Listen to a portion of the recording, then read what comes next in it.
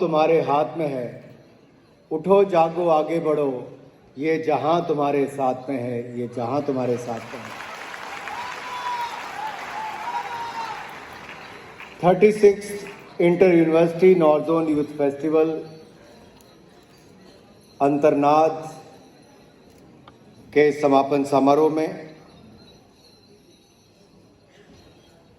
Vice chancellor university of Jammu professor Umesh Rai ji, Padmashri Shri Balwant Thakur ji, joint secretary all India universities Shri BS Sekhon ji, professor Naresh Padha ji, professor Prakash Anthal ji, professor Suraksha ji, Bharatiya Janata party state president MLA Shri Ravinder Raina जी,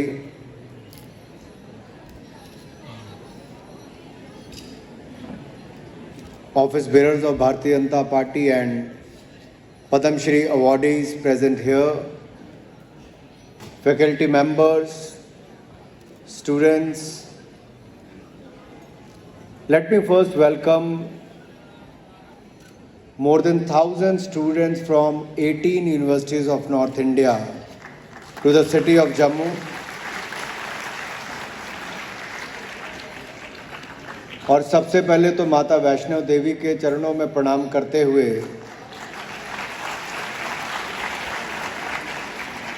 जब मैं flight में सुबह 5 बजे बैठा तब भी साथ वाली सीट पर वो भी दर्शन करने आ रहे थे और साथ वाली जो दूसरी तरफ सीट थी वहाँ पर भी माता के दर्शन करने वाले ही थे। तो आप सबको भी यहाँ पर आने का अवसर मिला है, हो सके तो वैष्णो देवी धाम में आप भी जरूर जाकर आएँ और पावन तावी नद के तट पर जो हम सब लोग यहाँ पर एकत्रित हुए हैं, मुझे अपने कॉलेज डेज के समय कभी अवसर नहीं मिला किसी यूथ फेस्टिवल में पार्टिसिपेट करने का, क्योंकि मैं बिल्कुल अलग दिशा में क्रिकेट का खिलाड़ी था। लेकिन हमारे कॉलेज में जब भी कोई फेस्टिवल हो यूथ फेस्टिवल से जुड़ा हुआ, तो शायद हम लोग अपना मैच छोड़कर भी यूथ फेस्टिवल देखने आ जाते थे। उसका एक बड़ा कारण है इसके पीछे। आप में से अगर जब ये भांगड़ा हमारे चंडीगढ़ यूनिवर्सिटी के छात्र यहाँ पर कर रहे थे, आप में से कितनों का दिल किया कि आप भी मंच पे आके भांगड़ा करना चाहते थे? लेकिन एक बात की मैं आपको गारंटी दे सकता हूं, जितनी एनर्जी इन परफॉर्मर्स में थी, आपके हाथ पांव फूल जाते 10 मिनट में ही, क्योंकि ये दूर से देखने में तो बहुत अच्छा लगता है, but if you have to perform this you really need lot of energy, strength, stamina.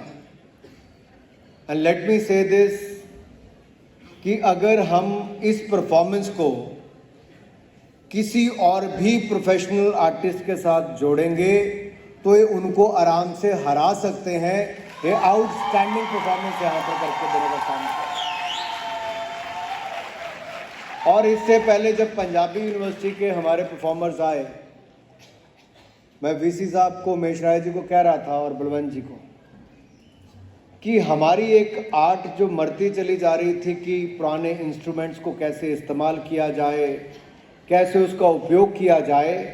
I am so grateful to the universities कि उन्होंने उस आर्ट को बचाकर भी रखा है और आगे बढ़ाने का काम भी किया है।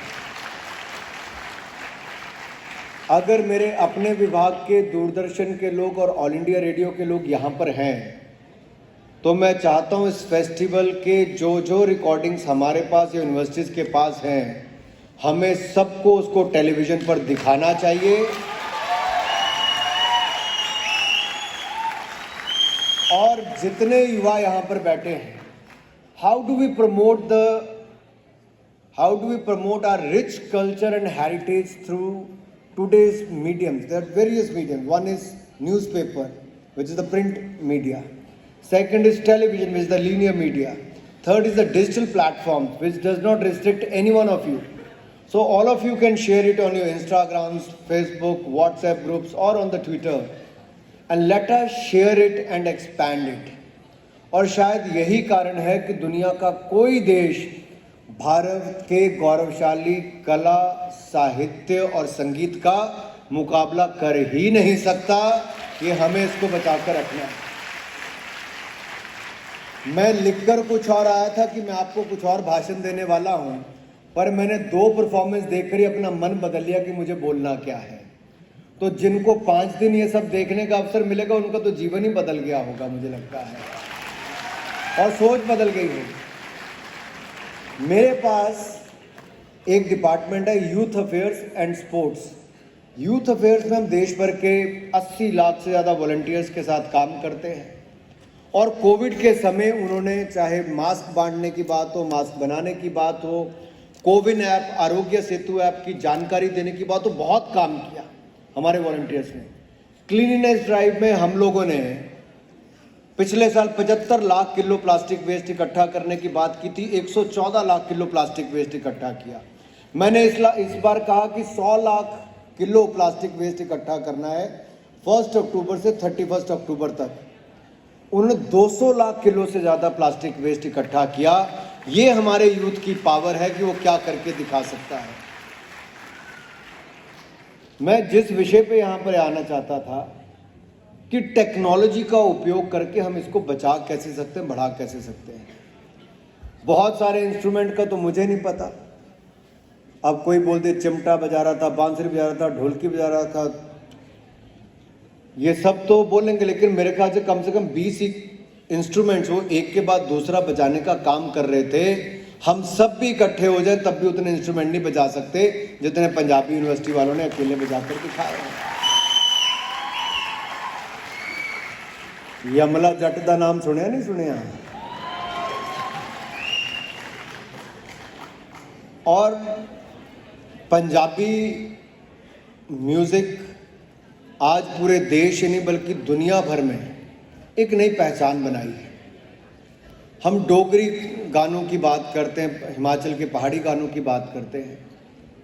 एक पाकिस्तान की सिंगर है मलिका पुखराज, वो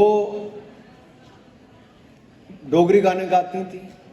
पाकिस्तान बनने के बाद भी उन्होंने उसको आगे बढ़ाया, लगातार आगे बढ़ाया। और उसमें कहाँ के नाम आते हैं?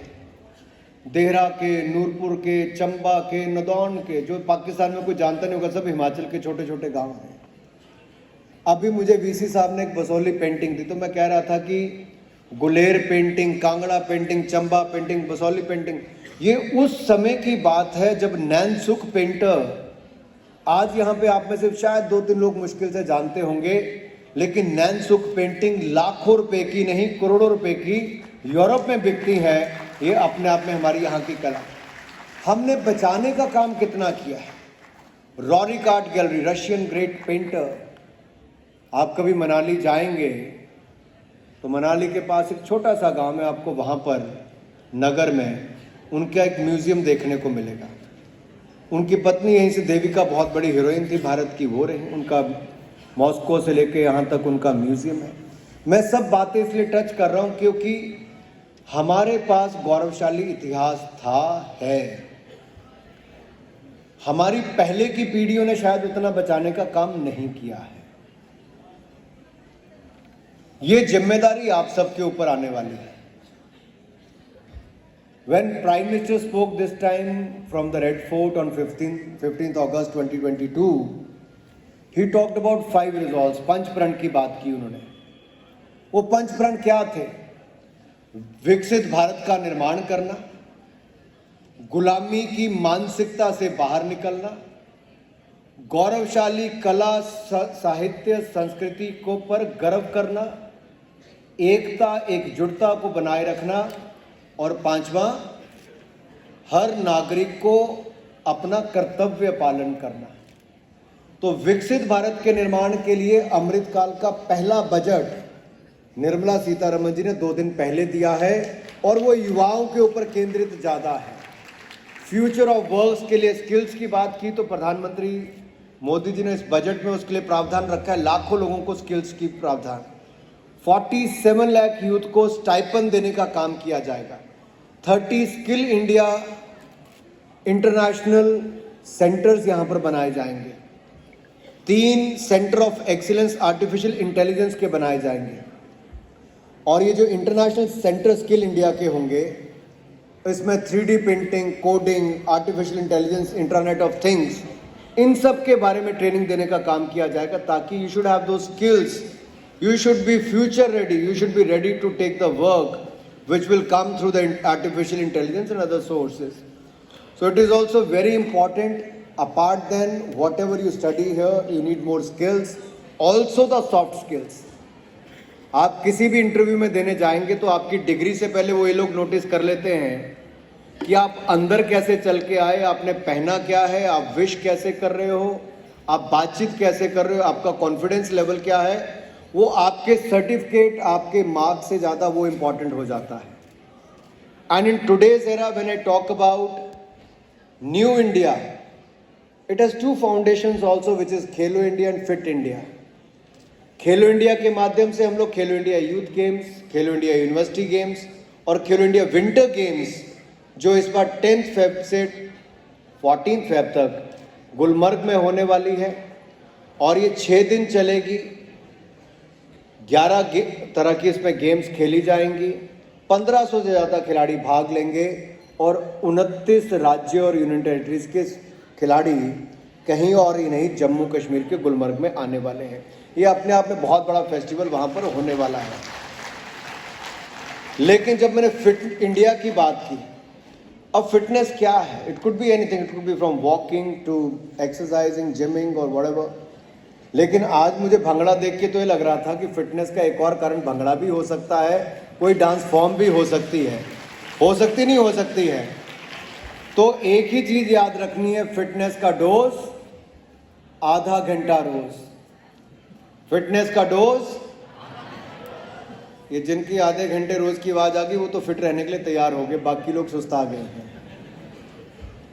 ये मैं इसलिए कह रहा हूं क्योंकि दुनिया के सबसे ज़्यादा ओबेसिटी के केसेस, डायबिटिक के केसेस, ट्यूबरक्लोसिस के केसेस भारत में हैं। And this is all related to your health issues and the mental fitness. So I think we should be aware about it कि हमारे लिए चैलेंजेस क्या क्या हैं। मैं कई बार युवाओं की ओर देखता हूं तो देखता हूं बीच बीच में बड़े परेशान हो जाते हैं। मैं बलवंत जी से पूछ रहा था बैठे बैठे कि आप तो बलवंत जी बहुत सारे देशों में सफ़र करके आए हो, बहुत सारे देशों में काम भी करने का अवसर मिला होगा, क्या दुनिया भर के देश में आज चुनौती क्या है? तो मुझे कह रहे थे उनके युवाओं के ऊपर मेंटल स्ट्रेस बड़ा है, they don't know how to tackle it. Whereas in India we know it well, we have seen it during the pandemic time how we have handled it. On one hand we made our own vaccines and gave 100 and administered 220 crore vaccines free of cost in India. That is one area. On the other hand, we adopted yoga, which the entire globe is celebrating 21st June as a yoga day. Now we have Yogasana as a traditional sport, which is part of our national games and the Khelo India Games. We are soon going to have a World Cup of Yogasana, जहां दुनिया ने योग को अपना माना है। आपको भी योग और फिटनेस के अन्य चीज़ों को अपने जीवन में धारण करने की आदत डालनी चाहिए। ये मैं इसलिए कह रहा हूँ कि फिट रहकर ही आप मेंटल फिजिकल फिटनेस के कारण ही ज़्यादा आउटपुट दे पाएंगे। दूसरा, परेशानी जब होती है तो हम कई बार सोचते हैं कि हमें तो केवल अपना ही फ्यूचर देखना है। किसको लगता है हमें अपना अपना ही फ्यूचर देखना है कि देश का भी बनाना है कुछ? ऊपर वालों से पूछ लूं जरा ऊपर, क्योंकि ऊपर खचाखच भरा हुआ है पूरा हॉल।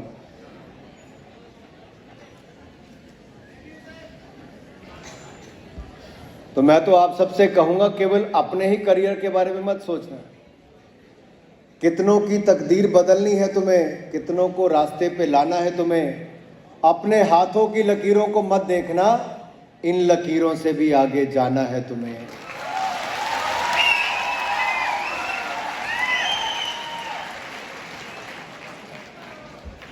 और भारत के, किसने कहा एक बार, और एक बार से ज्यादा तो मैंने कभी पेपर नहीं दिया। मैं इसलिए कह रहा हूं ये सब कि आज भारत की ओर दुनिया देख रही है। जब हम अमृतकाल की बात करते हैं, 75th ईयर ऑफ इंडिपेंडेंस की बात करते हैं, न्यू इंडिया की बात करते हैं, तो हम केवल अपने आप तक सीमित नहीं हैं। कभी हमारा देश दुनिया से वैक्सीन लेता था, दुनिया से हथियार लेता था, दुनिया से मोबाइल फोन लेता था। आज हम 1 लाख करोड़ रुपए के मोबाइल फोन एक्सपोर्ट करते हैं, जो 5 साल पहले हम दुनिया के सबसे बड़े इंपोर्टर थे। Now we have become the second largest manufacturer in the world. जहां हम दुनिया के सबसे बड़े इंपोर्टर थे हथियारों के, हमने 2 सालों में ये बदलाव करके दिखा दिया कि हमने इस साल 16,000 करोड़ रुपए का एक्सपोर्ट डिफेंस इक्विपमेंट का किया है, और अगले 5 साल में हम इसको 1 लाख करोड़ तक ले जाने वाले हैं। ये बदलते भारत की तस्वीर है। So we should not look at following others, we should start looking at leading. And if we have to lead, we have to read. Nation who reads, that leads. और बगैर पढ़े लिखे कुछ नहीं होता है। And I'm glad to see Umesh ji कि आपके यहाँ पर रिसर्च एंड डेवलपमेंट पे बहुत काम हो रहा है, और भारत सरकार ने 16.5 करोड़ रुपया आपको रिसर्च एंड डेवलपमेंट के लिए भी दिया है, और नैक का भी A+ कैटेगरी में आपकी यूनिवर्सिटी आती है। इसके लिए आपको बहुत बहुत बधाई, बहुत बहुत शुभकामनाएं। अधिकतर कहीं जाओ तो फोटो खिंचवाने के लिए इतनी खिचड़ी पकती है कि वो सब गड़बड़ हो जाता है। लेकिन जैसे ही मैं जम्मू यूनिवर्सिटी में आया तो इनके जर्नलिज्म के स्टूडेंट्स बिल्कुल एक के बाद दूसरी कतार में खड़े थे। मैंने कहा इतने डिसिप्लिन ऑर्गेनाइज कहाँ से आ गए। तो अगर आप जर्नलिज्म के लिए कुछ अच्छा कर रहे हैं, और अगर इंफॉर्मेशन ब्रॉडकास्टिंग डिपार्टमेंट किसी हाल में आपके किसी लैब में रिसर्च एंड डेवलपमेंट किसी भी तरह से कोई प्रोजेक्ट में सहयोग कर सकता है, तो मैं चाहूँगा कि भारत सरकार जम्मू यूनिवर्सिटी के किसी भी ऐसे जर्नलिज्म के कोर्स या लैब या किसी रिसर्च एंड डेवलपमेंट के प्रोग्राम के साथ जुड़ेगी, और उसमें हम आपकी मदद करने का काम भी करेंगे।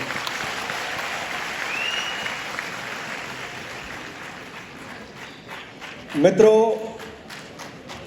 बहुत सारी बातें हैं, लेकिन मैं कुछ बातों को करके ही अपनी बात को समाप्त करूंगा।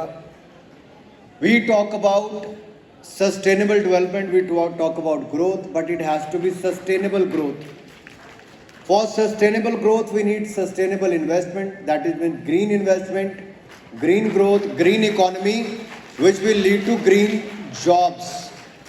And for that, India is doing everything. One is India is going to be the global hub for green hydrogen. आप पेट्रोलियम, पेट्रोल, डीजल इसकी गाड़ियां चलाते हैं, जब तालियां बिना मतलब से बजनी शुरू हो जाए तो मतलब कि भाषण खत्म कर दो।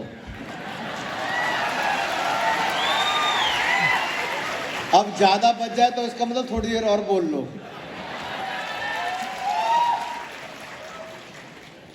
सो ग्रीन हाइड्रोजन क्या, वेस्ट टू एनर्जी की ओर जाने की भी हम बात कर रहे हैं। पेट्रोल डीजल से आगे बढ़कर हाइब्रिड कार्स, इलेक्ट्रिकल कार्स, अब ग्रीन हाइड्रोजन की बात आएगी, जहां वेस्ट टू एनर्जी की ओर भी हम जाने का काम करेंगे। और दुनिया भर में 5 million metric ton production Bharat करने वाला है। दुनिया का 10% हम लोग पैदा करेंगे। अगले 5 सालों में 8 लाख करोड़ की इन्वेस्टमेंट आएगी और ग्रीन जॉब्स भी आपके लिए बनेंगी। गोवर्धन ग्रीन टू, इससे गोवर्धन यानी कि वेस्ट टू वेल्थ, उस दिशा में भी हम नया प्रोजेक्ट लाने का काम कर रहे हैं, उसमें भी आपको मिलेगा। शिक्षा में भी जैसे मैंने कहा कि हम स्किल डेवलपमेंट पे तो काम कर ही रहे हैं। स्टार्टअप इकोसिस्टम यूथ का है, और मोदी जी ने जब इसमें आपको टैक्स बेनिफिट दिया, इंस्पेक्टर राज से मुक्ति दी, तब भारत 7 साल पहले स्टार्टअप इकोसिस्टम में कहीं नहीं था। भारत के युवाओं ने 90,000 स्टार्टअप शुरू किए, 107 कंपनीज आज यूनिकॉर्न बनी है, और उनकी वर्थ $30 बिलियन है, लगभग 2.5 लाख करोड़ रुपया। और आज भारत दुनिया का तीसरा सबसे बड़ा स्टार्टअप इकोसिस्टम बड़ा है। All thanks to the youth of India, congratulations to you. मित्रों, हम आज़ादी का अमृत महोत्सव मना रहे हैं, और किन लोगों ने स्वतंत्रता संग्राम में बड़ी भूमिका निभाई। मैं तो हिमाचल प्रदेश साथ लगते राज्य से आता हूँ। छोटा सा राज्य है, लेकिन जब अभी मोदी जी ने 23 जनवरी को नेताजी सुभाष चंद्र बोस की जन्म जयंती पर 21 द्वीपों को 21 परमवीर चक्र विजेताओं के नाम पर किया, तो उन 21 परमवीर चक्र विजेताओं में 4 हिमाचल प्रदेश के थे।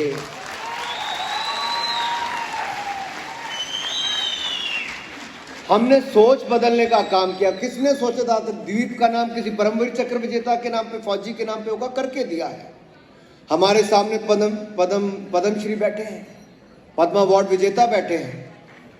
आप में से अधिकतर लोगों ने, बहुत सारे लोगों का नाम भी नहीं सुना होगा, बहुत सारे लोगों ने अपने जीवन भर में काम कभी अवार्ड लेने के लिए किया भी नहीं होगा, लेकिन सरकार ऐसी आई कि जिसने गांव में, दूर दराज क्षेत्र में रहने वाले लोगों की प्रतिभा को पहचाना भी, देश के प्रति उनके योगदान को जाना भी और पद्म अवार्ड देने का काम भी किया है। तो इन महान विभूतियों को देने का काम किया। मैं बहुत बहुत बधाई और बहुत बहुत शुभकामनाएं आपको भी देना चाहता हूं। मित्रों, यहाँ की मैं अगर डेवलपमेंट की बात करूंगा तो बहुत लंबा समय लगेगा। मुझे 7 बजे तक ऊना हिमाचल प्रदेश पहुंच के अगले प्रोग्राम में पहुंचना है। मेरा आज का 5वां प्रोग्राम सुबह 9 बजे से लेकर अब तक की 5वां प्रोग्राम है। मैं केवल इतना ही कहूंगा, जब आप वापस जाएं तो कोई एक क्षेत्र जरूर चुने। आप में से लोग, कितने लोग हैं जो अपने देश में बदलाव देखना चाहते हैं किसी ना किसी रूप में, किसी क्षेत्र में? तो जो बदलाव देखना चाहते हैं वो बदलाव का एक हिस्सा बने, because the charity begins at home. हमें अपने से शुरू करना होगा। You could pick up any area. Swachh Bharat भी हो सकता है, किसी को शिक्षित करने का भी हो सकता है, और खेलकूद में किसी को आगे बढ़ाने का हो सकता है, कला संस्कृति को बचाने का हो सकता है। डिपेंड करता है आप कौन से क्षेत्र में अपना योगदान देना चाहते हो, कौन से क्षेत्र में बदलाव देखना चाहते हो। अगले 25 साल, ये अमृत काल से लेके स्वर्णिम काल, जब 100 साल भारत के होंगे, मैं इस यात्रा को, 25 साल की यात्रा को, अमृत काल से स्वर्णिम काल की यात्रा में आपकी भूमिका क्या होगी, ये सुनिश्चित ना कोई वाइस चांसलर कर सकता है, ना कोई फैकल्टी मेंबर कर सकता है। इसको हर युवा को करना है, और मैं चाहूंगा कि आप अपना वो रास्ता चुने। कोई एक क्षेत्र ऐसा चुने जहां पर आप बदलाव देखना चाहते हैं, और विश्वास मानिए, जब 140 करोड़ के भारत में 65% युवा ये प्रण लेकर चलेंगे कि हम बदलाव लाएंगे, तो ये नया भारत, विकसित भारत भी बनेगा, और अमृत काल से हमारी स्वर्णिम काल की यात्रा ये बड़ी उपलब्धियों भरी भी होगी। मुझे पूर्ण विश्वास है मेरे मित्रों। लेकिन आप में से कुछ लोग निराश और परेशान भी हो जाएंगे। परेशान मत होना। अवनी लाकड़ा का नाम कितने लोगों ने सुना है आप में से? 3 हाथ खड़े हुए 1000 लोगों में से। पैरालंपियन है, शूटर है, 19 साल की लड़की जिसकी दोनों टांगे नहीं रही। उसकी हिम्मत को सोचिए। उसने अपने ऊपर विश्वास किया, और 19 साल की उम्र में यंगेस्ट एथलीट पैरालंपियन भारत की बनी, जिसने एक नहीं 2 पैरालंपिक मेडल जीतने का काम किया, राइफल शूटिंग में गोल्ड मेडल जीतने का काम किया। अगर आपको अपने ऊपर विश्वास होगा, तब दुनिया आपके ऊपर विश्वास करेगी। इसलिए आप सबसे कहना चाहता हूं, परेशानियों से भागना बहुत आसान होता है। हर जिंदगी में एक मुश्किल इम्तिहान होता है। भागने वालों को कुछ नहीं मिलता जिंदगी में, लड़ने वालों के कदमों में ही जहां होता है।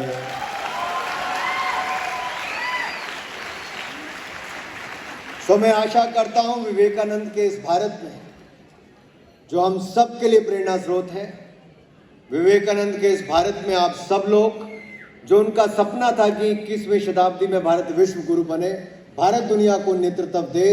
आज देखिए, दुनिया के पिछले 3 साल के सर्वेस देख लीजिए, सबसे लोकप्रिय नेता के रूप में 78% नरेंद्र मोदी जी दुनिया के सबसे लोकप्रिय नेता के रूप में आए हैं। अगर भारत का नेता, आपका चुना हुआ, दुनिया का सबसे लोकप्रिय नेता हो सकता है, आज दुनिया की सबसे तेजी से बढ़ती अर्थव्यवस्था भारत हो सकती है। भारत दुनिया की सबसे बड़ी युवाओं की ताकत हो सकती है। स्टार्टअप इकोसिस्टम से लेकर अन्य क्षेत्रों में सैटेलाइट छोड़ने तक हमारा प्राइवेट क्षेत्र आगे आ सकता है। तो दुनिया की कोई ताकत भारत को नहीं रोक पाएगी। केवल मैं आपसे इतना ही कहूंगा जो स्वामी विवेकानंद ने कहा था, उठो जागो रुको मत, जब तक मंजिल प्राप्त ना हो जाए। जब तक मंजिल प्राप्त ना हो जाए। सभी विजेताओं को बहुत बहुत बधाई। और सभी पार्टिसिपेंट को मैं यही कहूंगा, जीतना हर किसी के बस की बात नहीं है, हर किसी को होता भी नहीं संभव, हर कोई जीत भी नहीं सकता, but participation is the key. Keep participating because coming to this platform it will give you lot of confidence, lot of energy, lot of exposure. जो आपके वापस स्कूलों में या कॉलेजेस में बैठे बच्चे केवल क्लासरूम तक सीमित हैं, उनको आप जितना एक्सपोजर नहीं मिल पाएगा। आप एक्स्ट्रा करिकुलर एक्टिविटीज या स्पोर्ट्स के माध्यम से और आगे बढ़ेंगे आपके सफल भविष्य के लिए। और 2023 की आपको बहुत बहुत बधाई, बहुत बहुत शुभकामनाएं। जय हिंद, बोले भारत माता की।